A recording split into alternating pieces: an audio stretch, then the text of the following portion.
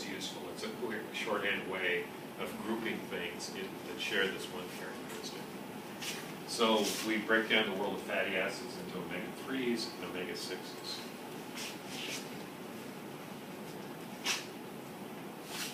So this alpha linolenic, this is the other one you pointed out as gamma linolenic. If you're specifying alpha linolenic, it's this one, which has double bonds at 9, 12, and 15 for an 18 carbon. You know, you could figure it out if you're given 18, 3, 9, 12, 15 is the shorthand name, and you knew it was 18, and the last one starts at 15, you could do the subtraction, figure out that must be an omega-3.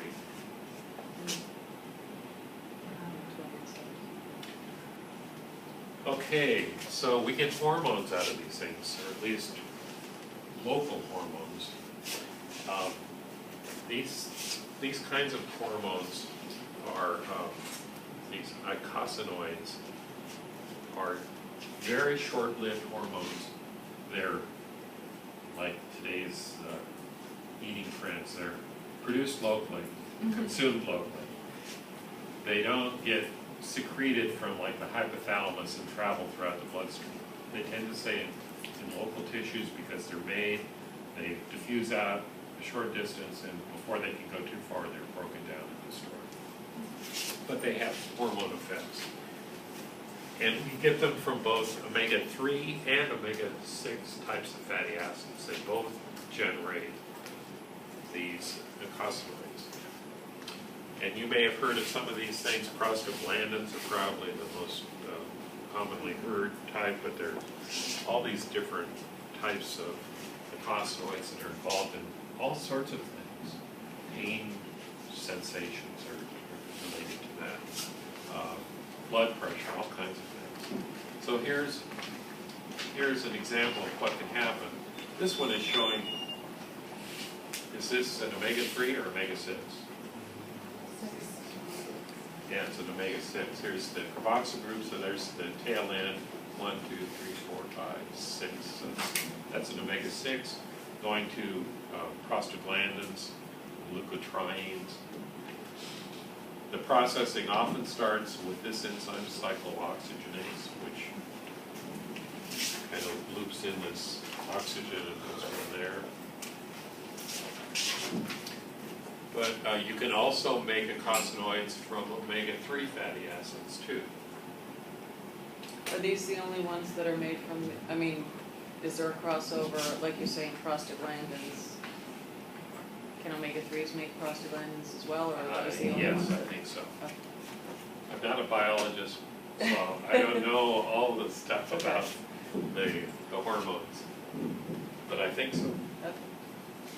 So these things are important for, like I said, a whole laundry list of things. Blood clotting can be triggered by them. They can change body temperature.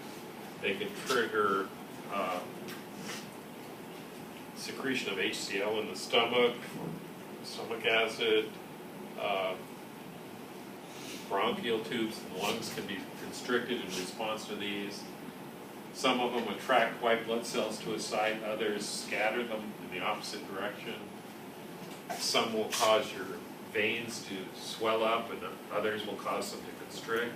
There's just dozens of these eicosanoids, and they interact, and the net outcome depends on the interplay between how much of this kind you've got, how much of that kind you have.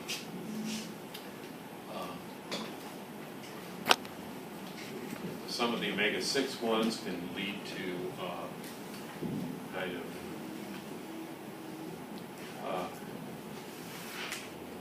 allergic reactions, but swelling kinds of reactions. Omega-3s can have the opposite effects. So it's kind of very important then, because if you need some of both. You need to have the omega-6 types. They are important for growth and development. They're important for normal body functioning. You need to have some of the omega-3 types. They're likewise important for various things. What's critical is the balance between them. And you'll remember that all of these are essential fatty acids, or come from essential fatty acids. So this is really one of those cases of you are what you eat. We can't get the right balance by manufacturing the right type if we don't have the right fatty acids to start with. So if you don't have enough fatty acid of one type in the diet, that messes things up because you can't compensate for it by making more yourself.